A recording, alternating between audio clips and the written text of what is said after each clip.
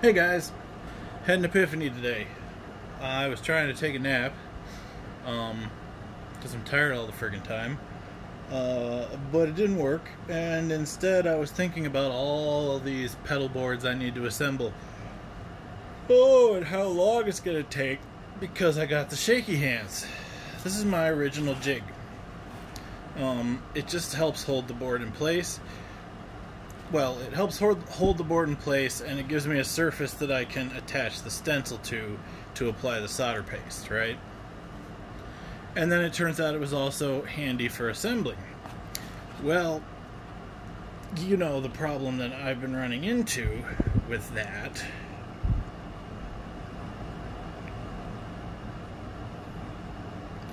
Come on. That's not too bad. Is I get in here and I try to place a part. Yeah, see that? That's really annoying, but what's super annoying is when I go to open it, it goes crazy wire, and I go knocking stuff all over the place. And I'm like, how the heck am I going to deal with this? And so all of a sudden I had this epiphany. I remembered high school. High school I took metal shop.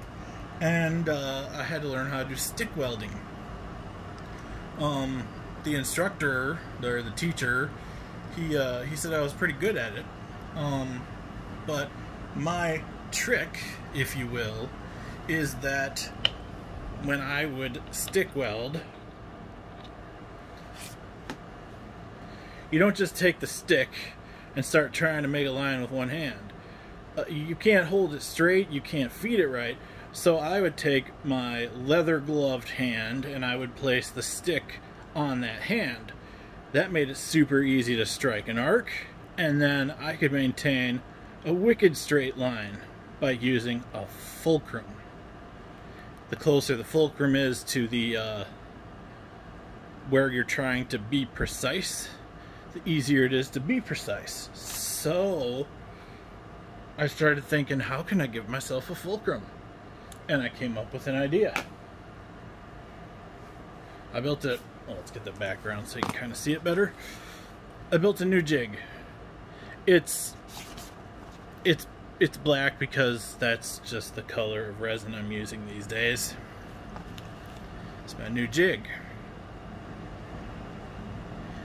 So as you can see, I added some lettering to it. It says it's got a stencil side, pedal jig, stencil side. This side is flush with the surface for applying solder paste.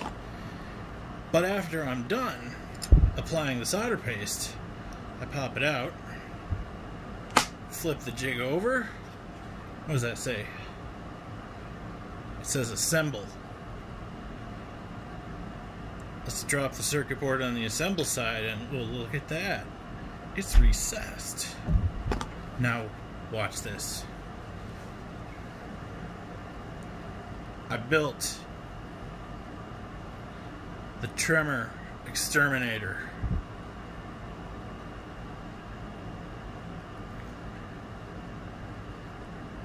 That's a Dalek, D-A-L-E-K. If you don't know what it is, look it up. I'd like to think that most of the people who watch this know what a Dalek is. And Daleks like to say, exterminate! So this one, exterminate tremors! So, watch how it exterminates tremors. It's friggin'... I mean, I'm patting myself on the back here. Blurry. Hello? Too close? Not close enough. Alright, so, where's C16? This thing really zooms in pretty far. C26. I gotta place C26 here. So I take the tremor exterminator and I position it. I position it right next to the part. I lean the tweezers against it. Oh, let's get it so you can see it better. I really wish this wasn't blurry. Well, I know it's blurry, but you get the picture. I got it sideways. Anyway, now I can get down there with those tweezers, and only one side's going to be tremory. Well, that's fine. I can set apart. You know what? I put the camera on the left side and I'm left-handed. That's the problem. So let's just pretend, and I'll use my pretend I'm right-handed for a second. Where'd it go? Okay, there's the circuit board. So I'm going to place a part. I get it down there. I have my part. I drop it on the circuit board and I let go. And one of those sides is solid like a rock. It's not going anywhere. And then I can pull away.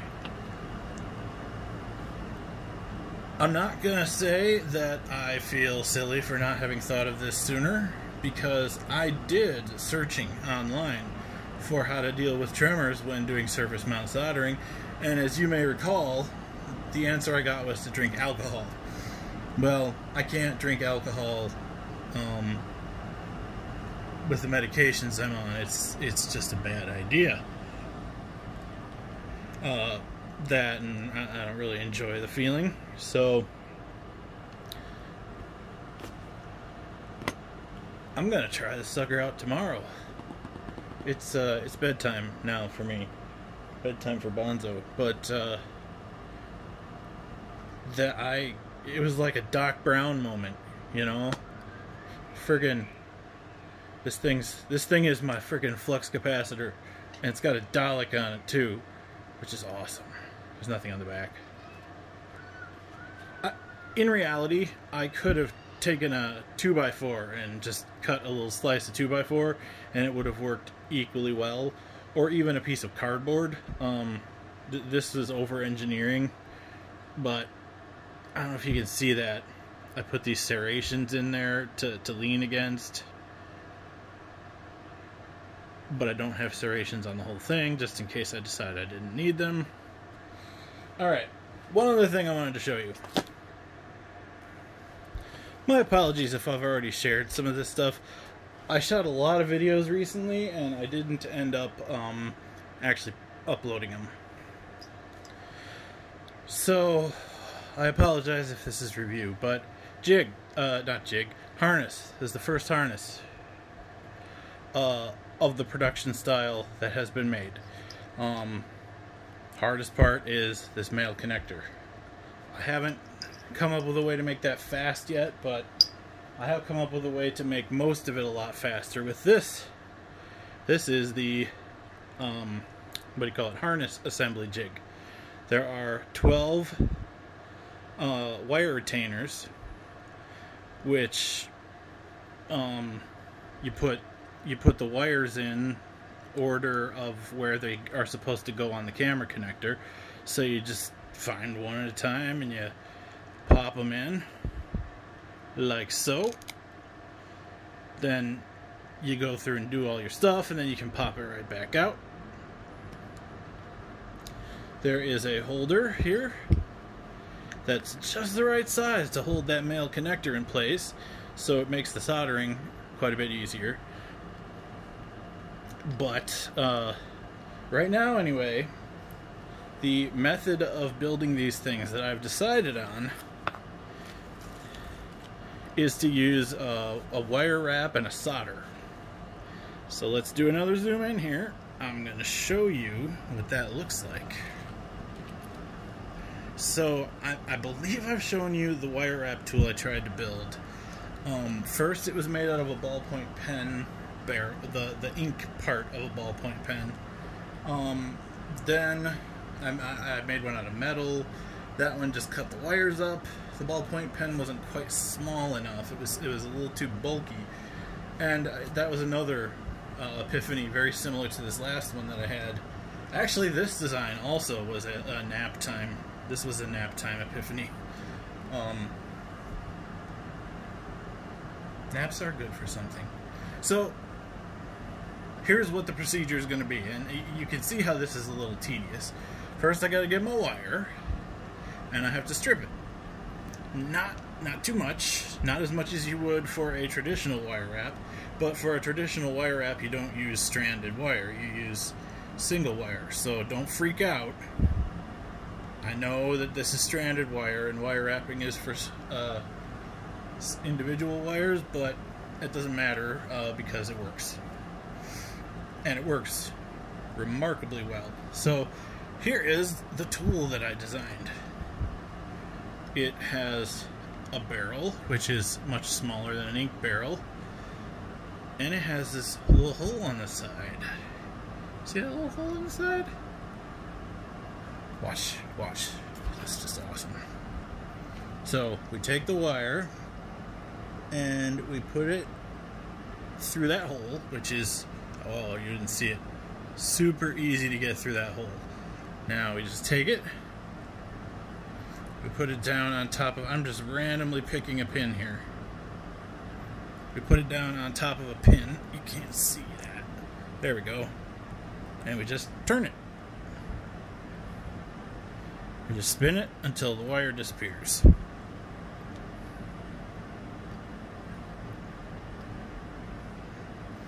Okay, the wire disappeared. Look at what we got. Look at that. That is already sturdy. Remarkably sturdy. But once it has been then soldered to the pin, it is going nowhere. I then shrink wrap it, and as you can see, I apply the felt tape to hold it in place. Probably I should actually put a zip tie around there, but so I'm gonna make some complete assembly videos, and I'm gonna try, because I have access to some video editing software now. I'm gonna try to not make you watch it real time, but the benefit is I will get to see just how long it takes, and I can get advice from you guys if you see a way that I can do it faster or better. Okay, so let's just see how much force it takes to pull that off. I don't have a force meter, but there we go. Once it's soldered, I put one on, and yeah, here. You can see in there, there's one that didn't get the shrink wrap on it. Forgot to put the shrink wrap on it. I tried to pull it off, and I couldn't get it off.